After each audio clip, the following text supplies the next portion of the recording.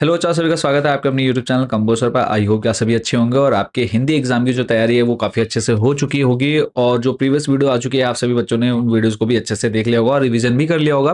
तो ये last part है, लास्ट वीडियो है आपके क्लास 12 सब्जेक्ट हिंदी के इंपॉर्टेंट क्वेश्चंस का। इसमें हम टोटली जो है संस्कृत वाला पोर्शन है वो कवर करेंगे, जिसमें आपके श्लोक और उनके भावार्थ और इसके अलावा जो आपकी बुक के इंपॉर्टेंट क्वेश्चन है संस्कृत वाले के वो भी सारे कवर करेंगे। ग्रामर सेक्शन कवर करने वाले हैं, तो वीडियो को लास्ट तक देखना है।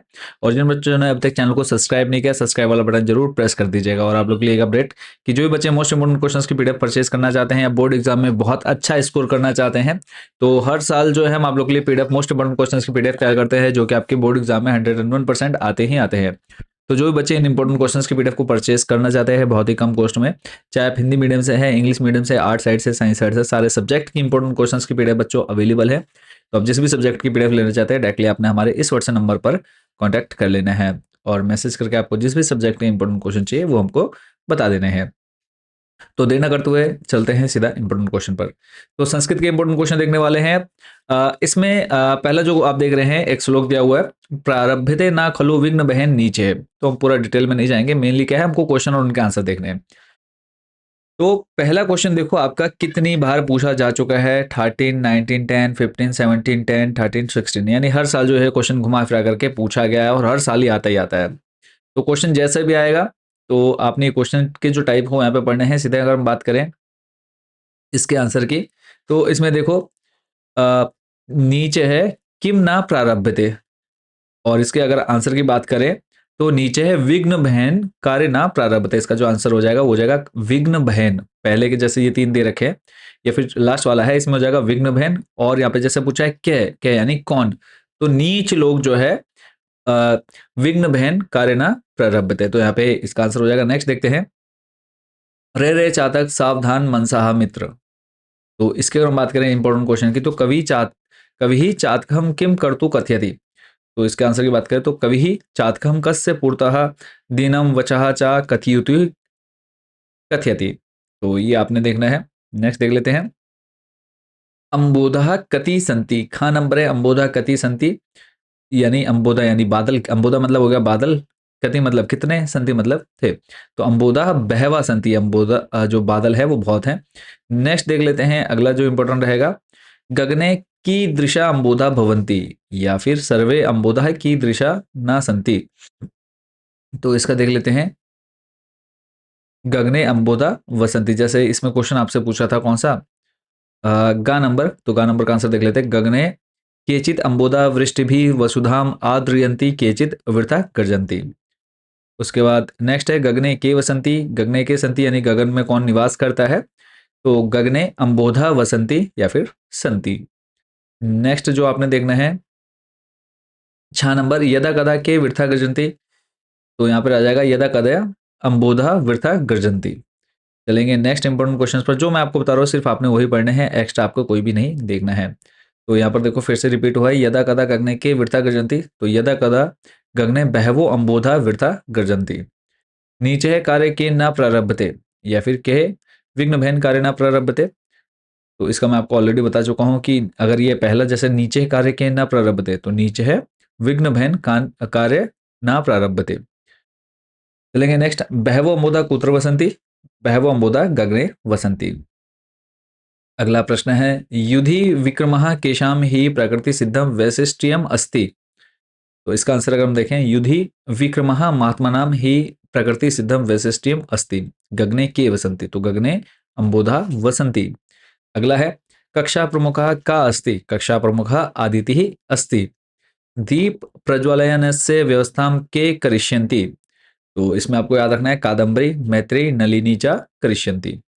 नेक्स्ट, और ये क्वेश्चन देखो हर साल आपके एग्जाम में पूछा गया, विद्यालय से वार्षिकोत्सव मंच संचालन कह करिष्यति। वार्षिकोत्सव मंच संचालन संस्कृताध्यापक करिष्यति। किसने किया मंच संचालन, संस्कृत के अध्यापक ने। अगला है, जैसे कि आपको एक गद्यांश मिल जाता है, एक स्टोरी का कहानी का हिस्सा मिल जाता है, उससे रिलेटेड क्वेश्चन पूछे जाते हैं। तो ये कुछ क्वेश्चन जो आप यहाँ पे देख पा रहे हैं, तो इनको आप लोगों ने पढ़ लेना है वीडियो रोक करके, या फिर जब ये खत्म हो जाएगी वीडियो उसके बाद आपने इन क्वेश्चंस को एक बार जरूर देख लेना है। इसके क्वेश्चन आंसर पर चलेंगे। मंडुकुलेन का आयोजिता। मंडुकुलेन काचित स्पर्धा आयोजिता। नेक्स्ट है लघुकाय मंडूकः किम आरब्धवान। तो इसके अगर हम आंसर की बात करें, लघुकाय मंडूकः मंदम मंदम स्तंभस्य आरोहणम आरब्धवान। नेक्स्ट है मंडूकस्य साफल्यस्य कारणम किम आसीत्। लक्ष्य दृष्टि निरंतर प्रयत्नः च मंडूकस्य साफल्यस्य कारणम आसीत्। चलेंगे नेक्स्ट जो हमारा चैप्टर आएगा पंडित गोविंद बल्लभ पंत से रिलेटेड, तो इसमें भी देखो क्वेश्चन जो आपके पूछे जाएंगे, गोविंद बल्लभ पंत से उच्च शिक्षा कस्मिन नगरे संपन्ना अवध। जो इंपॉर्टेंट है वो मैं आपको यहाँ पर बताते हुए चल रहा हूँ। तो यहाँ पर पूछा है गोविंद बल्लभ पंत की जो उच्च शिक्षा थी वो कहाँ से हुई पूरी, तो प्रयाग नगरे। कहाँ से, प्रयाग नगर। अगला है प्रयाग नगरे सह केसा संपर्के आगच्छत, यानी प्रयाग नगर में वो किसके संपर्क में आए, तो श्रेष्ठ राजनीतिज्ञ संपर्के आगच्छत। और इसमें आपको और कौन सा देखना है जो इंपॉर्टेंट रहेगा, इसमें और स्किप कर देते हैं। मेनली जो क्वेश्चन रहेंगे वो मैं आपको यहाँ पर बताते चल रहा हूँ। गोविंद बल्लभ पंत से जन्म कुत्र अभवत, यानी उनका जो जन्म है वो कहाँ हुआ गोविंद बल्लभ पंत का, तो उत्तराखंड के अल्मोड़ा जनपद के खूटा नामक ग्राम में जन्म हुआ उनका। अगला है टोपिका धारणम कस्य गौरव से चिन्हम आसित। टोपिका धारणम गोविंद बल्लभ पंत से आत्मगौरव से चिन्हम आसित। अगला है गोविंद बल्लभ पंत से पितुः नाम किम आसित, पिता का नाम क्या था, तो याद रखना आपने श्री मनोरथ पंथ आसित। अगला है गोविंद बल्लभ पंत की उच्च शिक्षा कहाँ संपन्न हुई, तो प्रयाग नगरे, आपने याद रखना है। अगला है गोविंद बल्लभ पंत कस्य राज्य से मुख्यमंत्री अभवत, तो गोविंद बल्लभ पंत से संयुक्त प्रांत से मुख्यमंत्री अभवत। अगला है ये जो दो भाइयों वाली कहानी है, तो उससे संबंधित आपका एक यहाँ पर गद्यांश आप देख सकते हैं। तो इसमें भी जो आपको देखना है इंपॉर्टेंट कि उभो सहोदरो कुत्र निवसति स्मा। 18 नंबर इसका आंसर मैं आपको बता देता हूँ। उभो सहोदरो अरुणाचल प्रदेशे रूप ग्रामे निवसते स्मा। नेक्स्ट है बौद्ध सन्यासी का आसित। 4 नंबर है, इसका आंसर देख लेते हैं। बौद्ध सन्यासी ज्येष्ठ भ्राता आसित। और जा नंबर है मांस सेवनम कस्मे ना रोचते स्मा। जा नंबर का भी देख लेते हैं। मांस सेवनम बौद्ध सन्यासिनी ना रोचते स्मा। तो ये इतने आपने यहाँ पर देखने हैं, बाकी अगर समय रहेगा तो बाकी के ये जो क्वेश्चन बचे हुए हैं इनको भी आप लोग एक बार जरूर पढ़ लीजिएगा। अगला है अरुणाचल प्रदेश के रूपग्राम में को निवसते स्मा, यानी अरुणाचल प्रदेश के रूपग्राम में कौन रहते थे, तो यहाँ पर आ जाएगा सहोदरो, यानी सगे भाई, निवसते स्मा। अगला है कस्मे मांस सेवनम मांस भक्षणम ना रोचते स्मा अग्रजे, मांस सेवनम ना रोचते स्मा।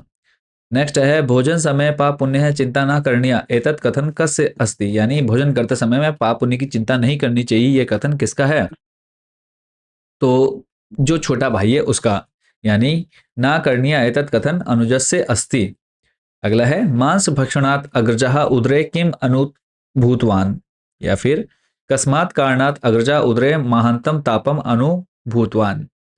तो यहाँ पे आ जाएगा मांस मांस भक्षणात् अग्रजः उदरे महांतम तापम अनुभूतवान।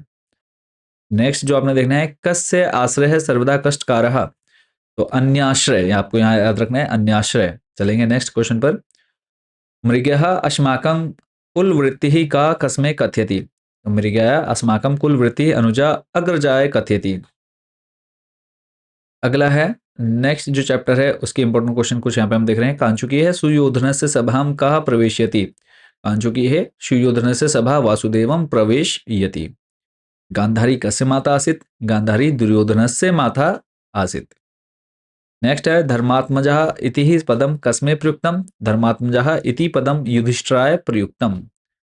अगला है सागरंतः गाम के हरिष्यन्ति, सागरहंत गाम पांडवा हरिष्यन्ति। अगला है जो नेक्स्ट क्वेश्चन रहेगा कस्मात् पादपा जिघ्रन्ति, तो इसका हो जाएगा पादपः विविधे गंधे धूपे च पुष्पिता आरोगः सन्ति अस्मात् पादपा जिघ्रन्ति। नेक्स्ट है केशाम अचैतन्यम न विद्यते, वृक्षणानाम अचैतन्यम न विद्यते।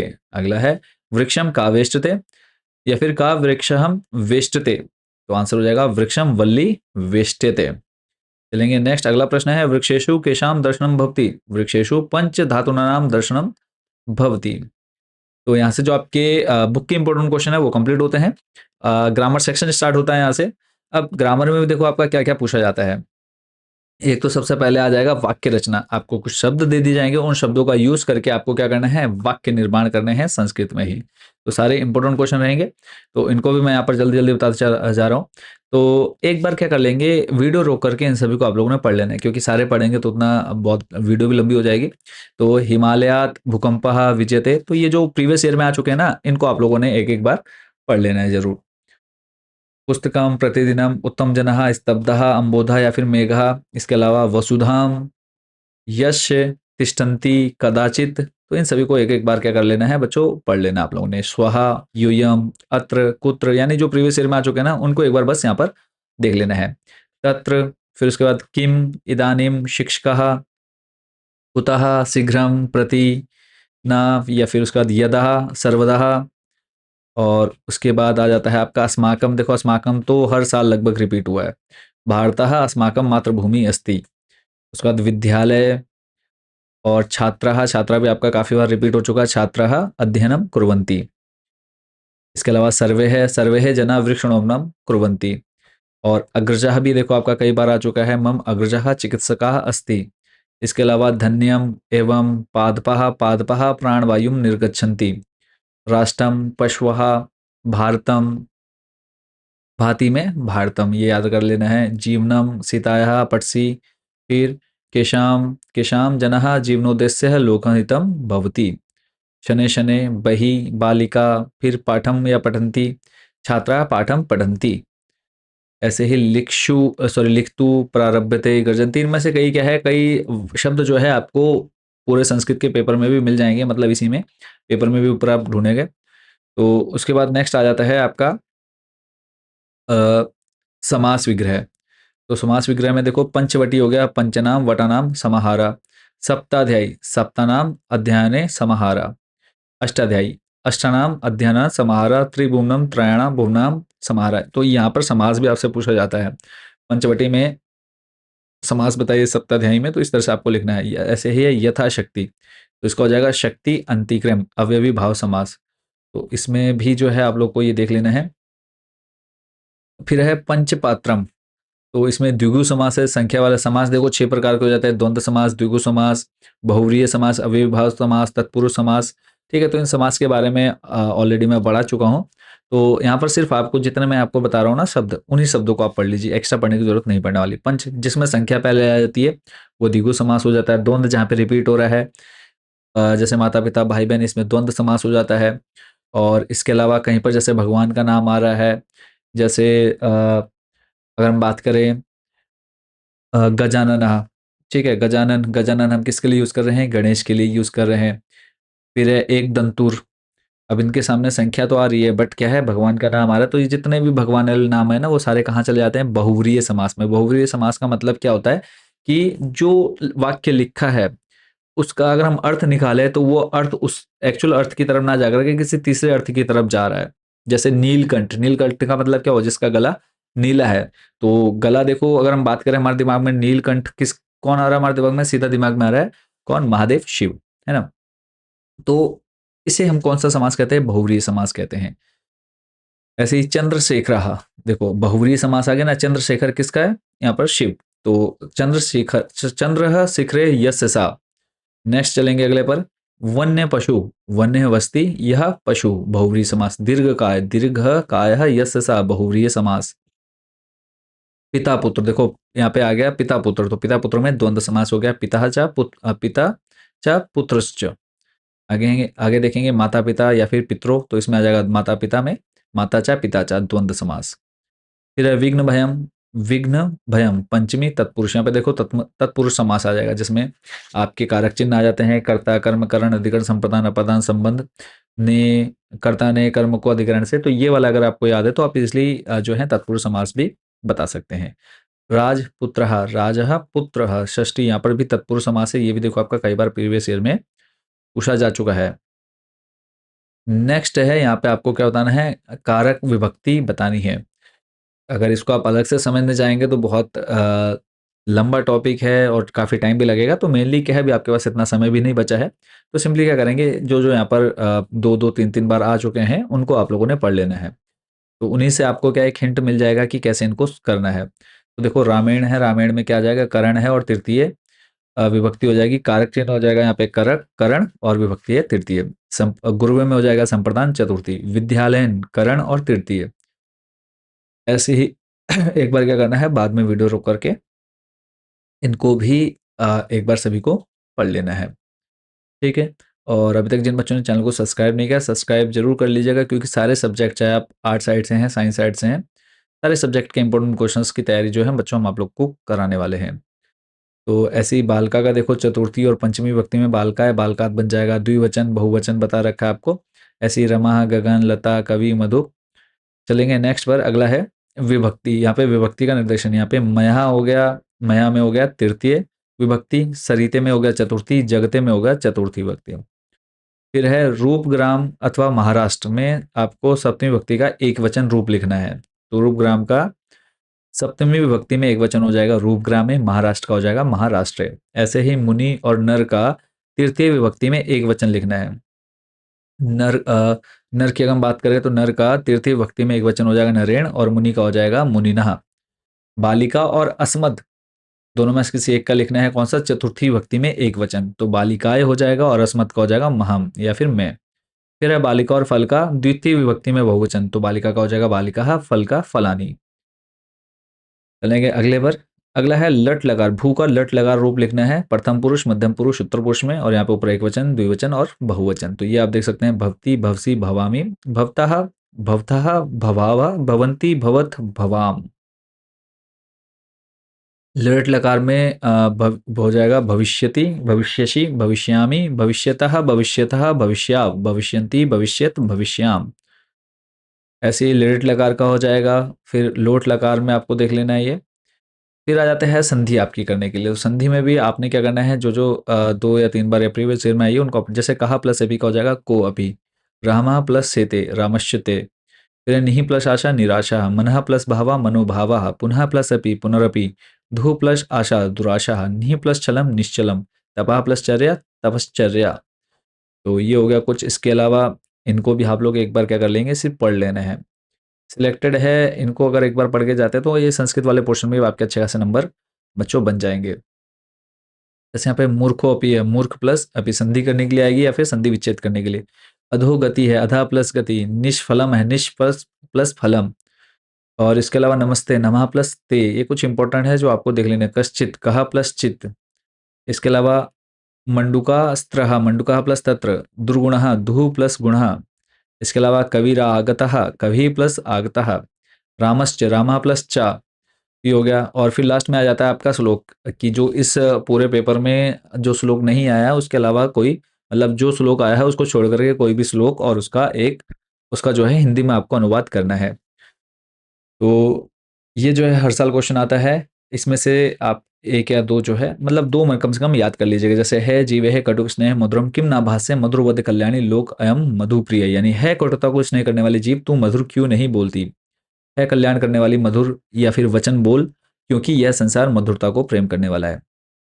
फिर है यस्य कृतम ना जनंती मंत्रम व मंत्रिम परे कृतम मेवा से जानंती सा वे पंडिता उच्चते, यानी जिसके कार्य के विचार को अथवा विचारे गए को करने के पश्चात नहीं जानते हैं, इसके कार्य को ही जानते हैं, वह लोगों द्वारा विद्वान कहलाता है। फिर एक आप लोग ये देख सकते हैं, इसके अलावा ये भी आपका इंपॉर्टेंट है, रे रे चात का सावधान मनसा मित्रम, तो इसको भी आप लोगों ने देख लेना है।